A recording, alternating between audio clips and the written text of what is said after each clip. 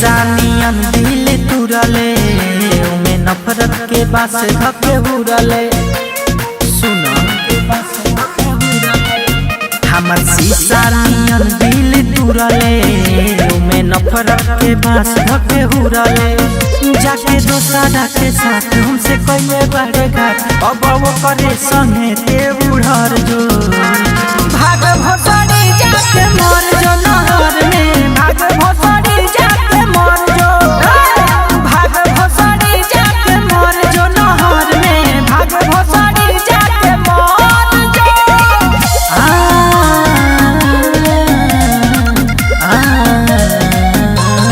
मर जो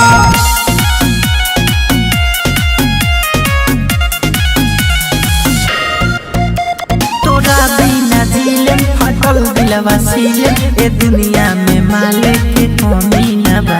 रहता नी जागल भइल बानी पागल गम छोड़ला के तोहरा तो तनी न बा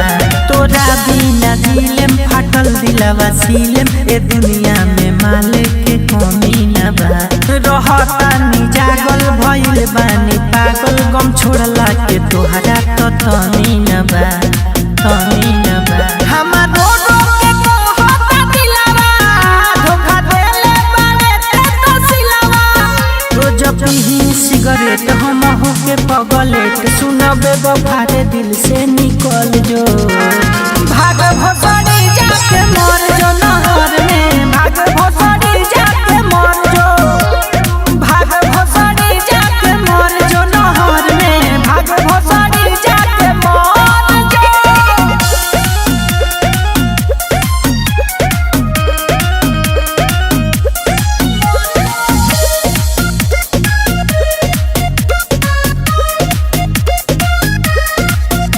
सारा गम भुला दम आजी के देखा दम चाहे दिल सीना से निकाले परी खाइल तोर कसम रे रहे उ भरम रे करब नाही माफ तोरा पाप परी